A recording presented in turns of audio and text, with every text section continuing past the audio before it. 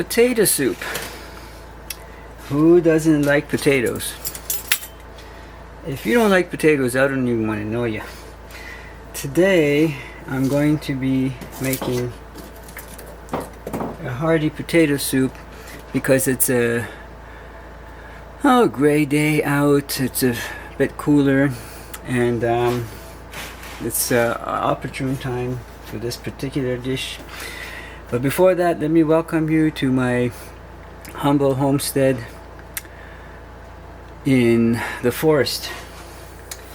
We are off-grid, as you know, and gray days like today are not good for collecting.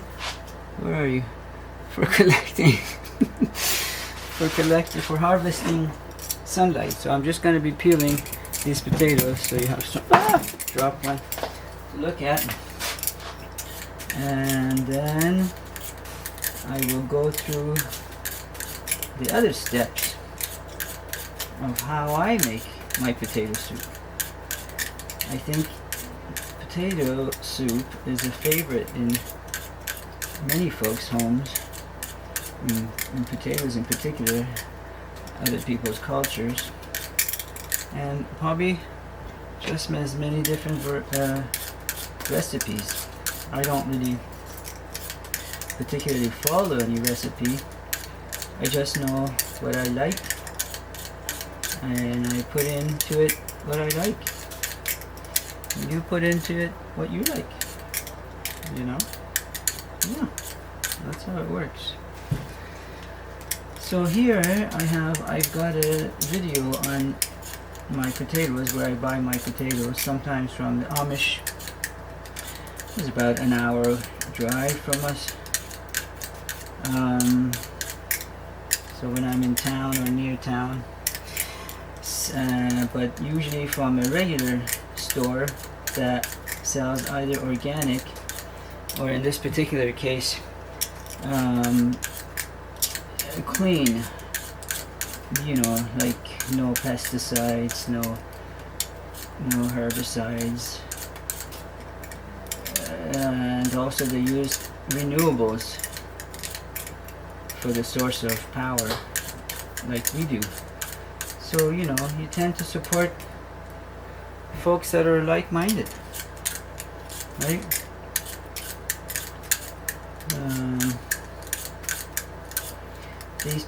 My favorite are yellow Yukon, or yellow or golden Yukon Gold.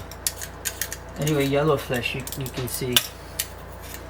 But, you know, as you know, I'm an opportunivore, so I will totally eat red, russet, purple. I have some purple that a neighbor gave me. I wanted to show you them, but now I got all this stuff on top of the potato bin. So maybe another day. They keep well. I've had them for a couple of weeks and no sign of sprouting. By the way, here's a tip for you. Don't keep your onions and potatoes in the same spot. Sometimes when you go to some of these sort of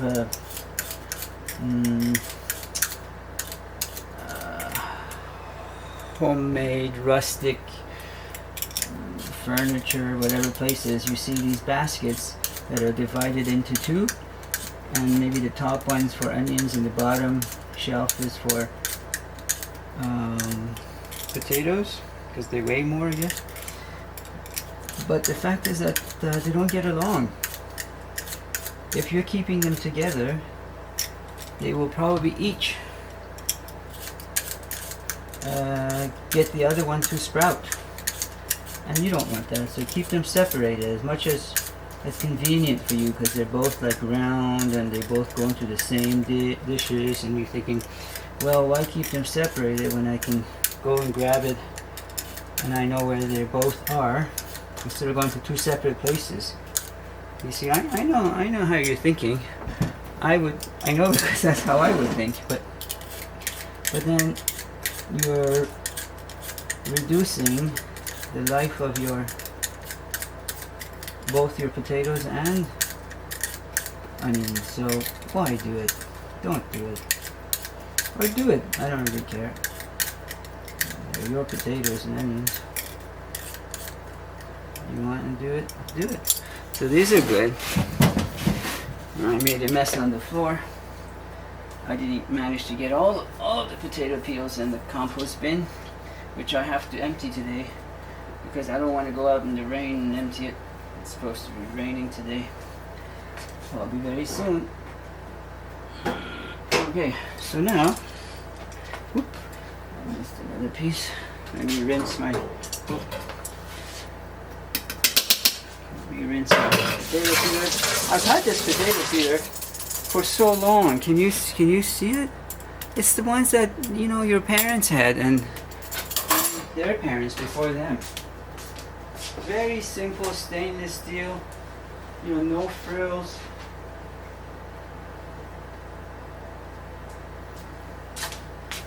No fancy makers.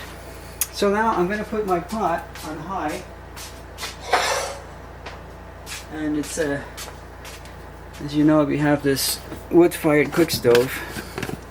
This is our go-to, cover the name. This is not a sponsored video. Coconut oil. So I'm going to put some in there. Some. What's some? Well, so I want to fry my potatoes.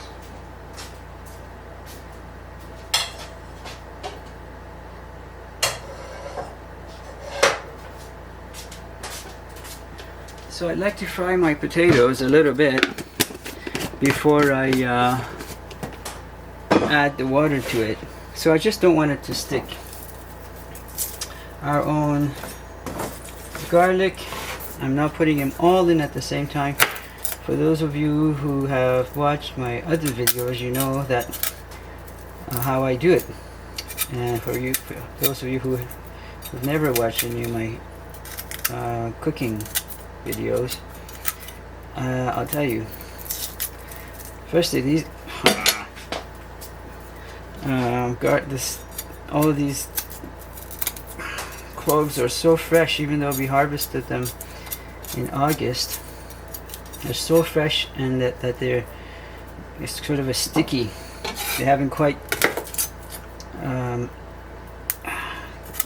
seasoned yet, and so that they're not peeling as lovely as they will be in a week or so, week or two. So what I do is I cut the end, just the end, not the tip, and then I get the tip and I kind of try to wiggle it or pinch it, and then it comes right off. But like I said, these are still so fresh that they're not coming off that easily, peeling off that easily, which is fine. I mean, it's not a hassle or a chore, and I don't mind getting a bit of garlic juice on my hands. I'll be smelling my hands all day. I love garlic. Who doesn't love garlic? Garlic in anything, really. So I was saying, yeah, so what I do is I get some of the garlic,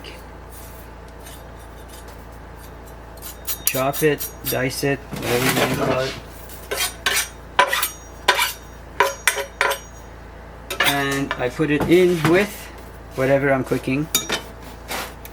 I'll show you what I mean. Like with the potatoes in this case, like about that much diced. Then I get another one, and I dice it, cut it, whatever you want to call it, a bit bigger.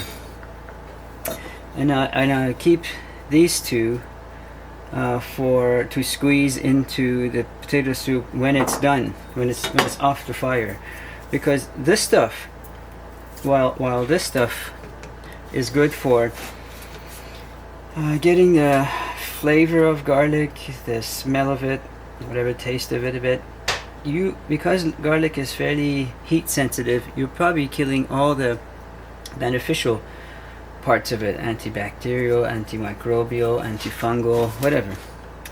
septic. But when you squeeze in these two at the very end, you get all of that. Yeah, it'll be a little bit spicy, but it's not like spicy like you put cayenne pepper or anything in it. So my onions, you know, coarsely chopped is fine. Although I don't know what coarsely chopped means to you, but if you can see, that's what it means to me.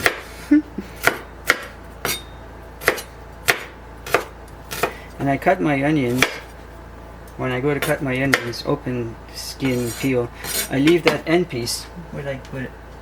At the end, because if you don't, it'll just fall apart as you go to chop it. So cut the top tip part first. Let me check, see how my oil's doing.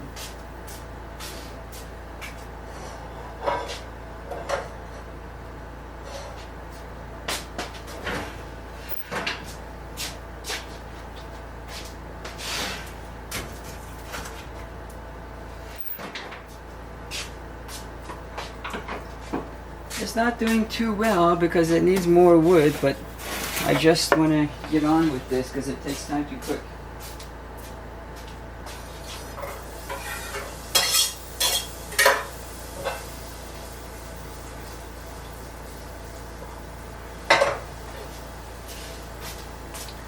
So it's not sizzling quite as high as I would like it, but whatever.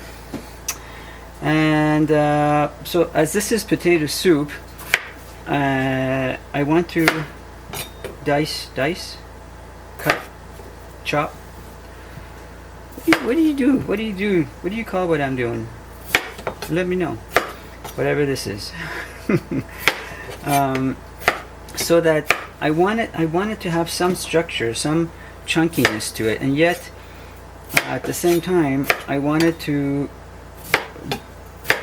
break down to a point that I don't have to go back and use the back of a spoon to mash it, or like break it down some more for the soup, because this potato soup, the way I like it is I would like it to have chunks, but not huge chunks, and the chunks that are there will be kind of creamy if they're not big.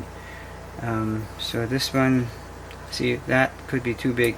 Maybe I'll do like that. That was probably too small, but you get the point.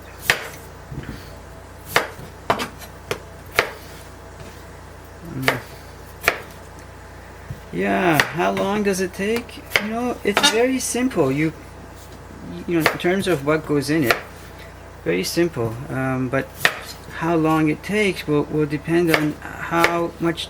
I mean, technically, you don't want to cook your potatoes soup on high heat, because it rips the fibers, the structure of it.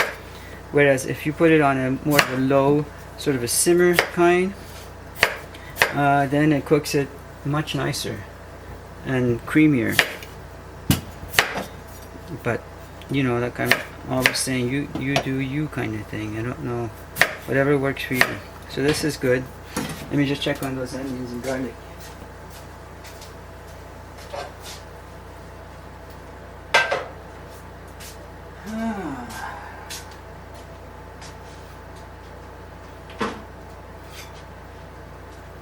Adding some sticks of wood to get the fire going.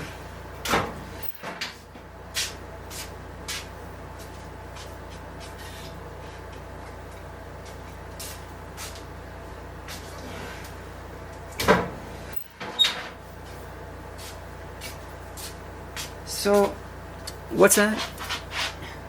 Where are you? Oh, there you are. Spices? What kind of spices? Cumin, turmeric, salt, pepper if you like pepper. Basically it. But the pièce de résistance at the end is, I'll tell you when I get to the end, before you serve it, and only before you serve it. Here's my organic turmeric. I showed it to you in another video, the difference between my organic cumin and non-organic cumin, but still clean, is that the non-organic one is darker. This one's a non-organic one. I do put it in the yellow yellow container. I love that yellow container. This yellow container was given to me by my aunt maybe 30 something years ago. Thank you, Auntie. And this one's the organic one. There's a video on this. Look for it. Same for the sea salt. Today I'm going with this. I do love the color of the non-organic one because it's deeper. But cumin. I get that from anywhere. I prefer. Where are you? I prefer the pepper corns to already milled, because they'll have more flavor as you grind it. They'll have so much more flavor, but that's just me. And I did say that I had a video on the sea salt. Look for that video too. So let's go dump these potatoes in the pot.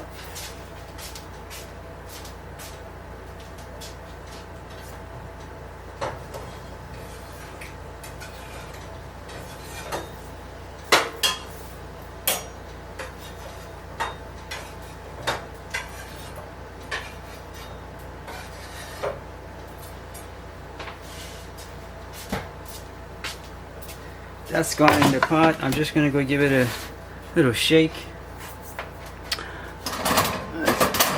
Regular spoon.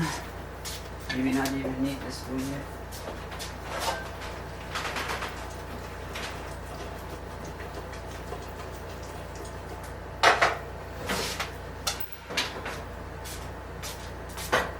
The fire's getting going. While that's happening, that'll fit into the garlic squeezer here. Regular old garlic squeezer that anybody has. Just make sure that no part of this is aluminum, that it's all stainless steel. Because aluminum, what happens is that there's an older one we used to have that used to have pokey bits here, and it used to squeeze the garlic in there. And then those pokey bits would get clogged up with garlic in there, and then I would get a knife and I would scrape the pokey bits. This was before we knew about aluminum and how it's linked to Alzheimer's. So now I just look for a flat part, and that does work just as well. And then when I get my knife, if there's any stuck to it, and I just scrape it off, and there's no aluminum here to worry about.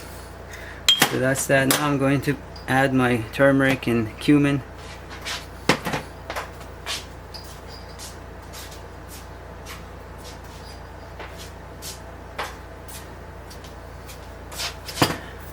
You know what I was thinking? We're done here at this station. Seeing as I only have the one camera, maybe I can go over there and hook you up,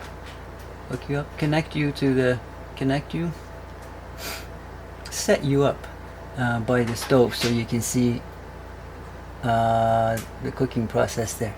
Okay? Stand by.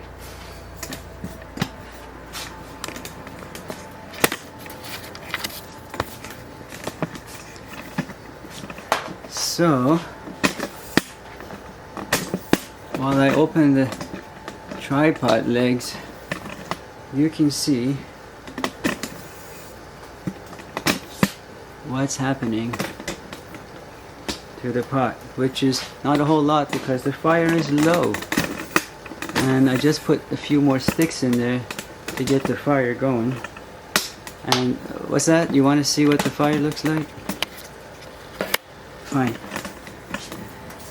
Let's show you. That's the box door to the firebox. There's the fire. And that's what I call a low fire. I love that sound of crackling, but it's catching on because I added some sticks, and I'll add some more. Okay? I hope you're happy now. You got to see that. Now, let's set you up here. Oh, that's still not... Is this better?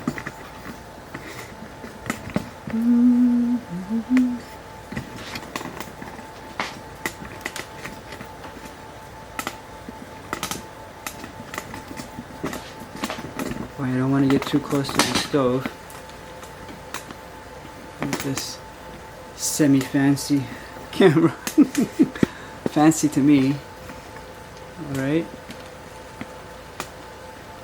So, now I'll go get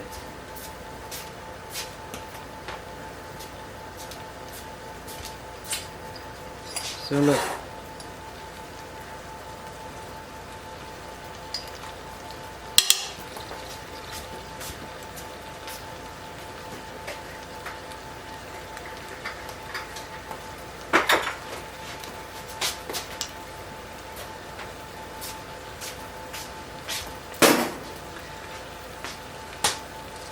Three shakes of cumin, a good bit of salt. I know you think it's too much, but potatoes love salt. Plus there's a lot of water going in this.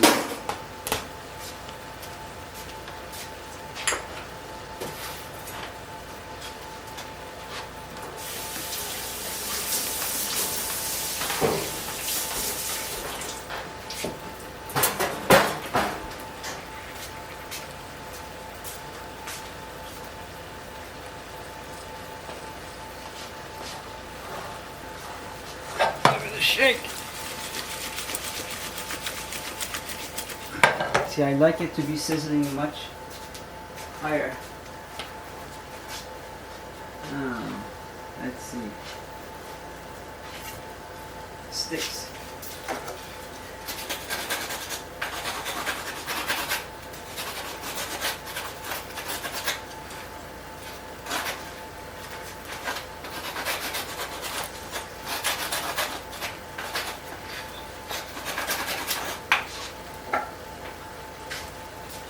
Adding more sticks.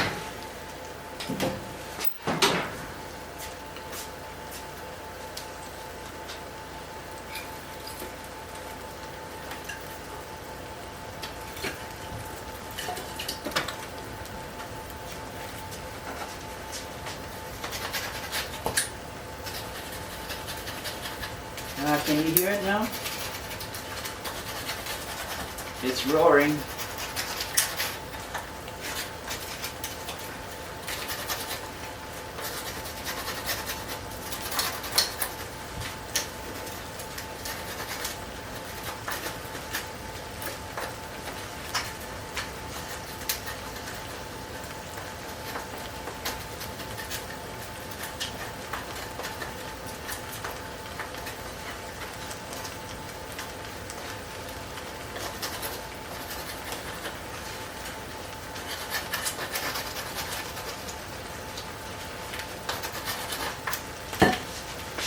What I was doing is that I was scraping off any moss or lichen that's on the sticks, and the sticks are very powerful in terms of bringing the temperature up and quickly. I know you're not here just to watch me make potato soup, you're here to learn about off-grid living, so I'm giving you lessons and tips on whatever else.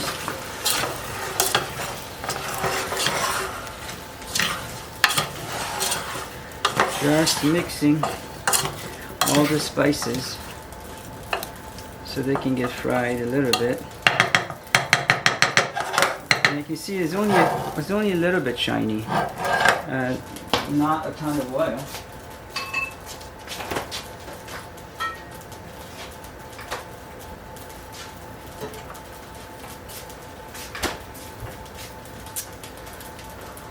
Can you hear the fire roaring?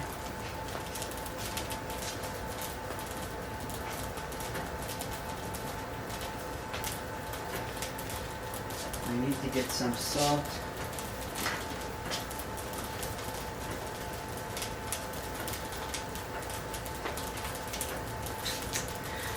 So while I'm waiting, I'll tell you what I have to do today. For today, I have to wash windows. There's so many windows, and then there's that solarium part that I have to do. Maybe I'll shoot some videos for you from there. I have to do that, yeah, and then That's a lot. Check the emails, see if anyone requires my assistance. Oh, you can hear it now. That's the sound I was looking for. Actually, even higher sizzling sound is not bad. But so soon I'm going to add the water to it. So okay, when you go to add water to it, it's better to add cold water and let it get hot than hot water. When I say cold, I don't mean necessarily iced water, but I'm just going to take it to the sink and get some cold water, and I'll show you how much I put on it, just barely leveling it off. It doesn't actually, I'll go a little bit higher because it looks like I have a lot of potatoes in there, so I'll go a little bit higher than where it is now. Otherwise it will get too watery, too soupy. I want it to be thicker than soupier. Stir it. And don't worry about if it sticks to the bottom of your pan. This one hasn't yet, but I actually like it when that happens. That's all flavor in there.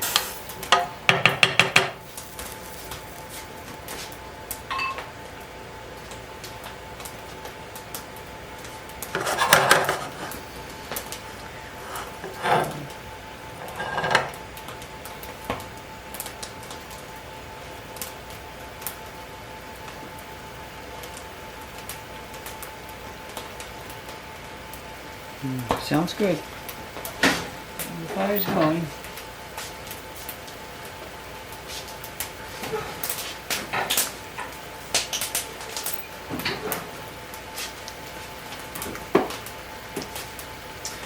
There are some things that I can't get enough of. The sound of the popping and crackling of the wood. The sight of the fire. You know, different flame heights and popping and sparkling. Sunbeams coming through the leaves and the branches or whatever of the forest. Sun around afternoon, at about this time of year. We're in November now, when it's not intense, so intense that you can't look at it. I mean, you shouldn't really look at it. No, I mean that general direction, and it goes past the trees that are moving, and it just sparkles like that. If you're looking at it, it's just like flashing, almost like a strobe light. Do you have any sounds or sights that you're particularly fond of? Yeah, share it. Alright, I don't have a ton of time to wait for this to get a little bit of a crust on it.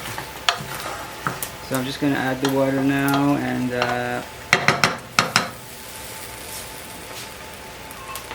we'll come back to it in an hour or so.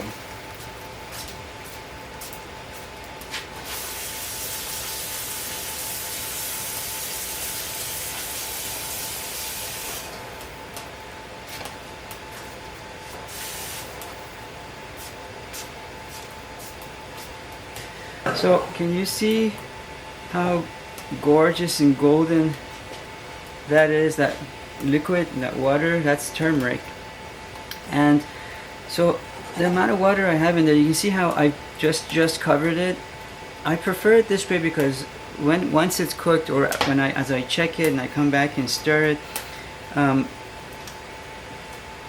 if it needs more water then, like if it's getting too thick and gummy like, then I can add water. But if I put too much water now, and then when it's done cooking and it's too watery, I don't like it. I'm just going to put the remaining salt. It's not a lot, but I do have to get more. Now, one final stir.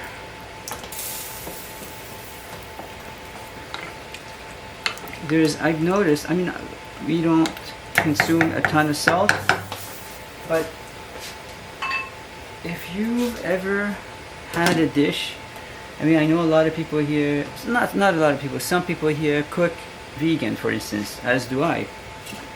And they forget to put flavors in it. But I've noticed that you can put as many flavors as you can think of under the sun. But if you don't put salt, or enough salt in something, my God, it's as if that dish is a write-off, to me anyway.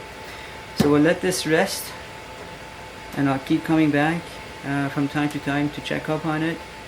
And on low, it's on high right now, but that water has to come to a boil. Then I'll let it move it away from this circle, which is the hottest part.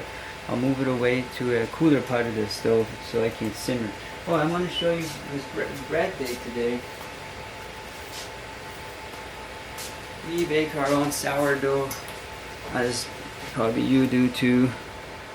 I would have liked it a little bit more crusty on top, or burnt on top, but this is fine. So now I have to take it out to let it cool before we can eat it. Not with lunch, that lunch is filling enough.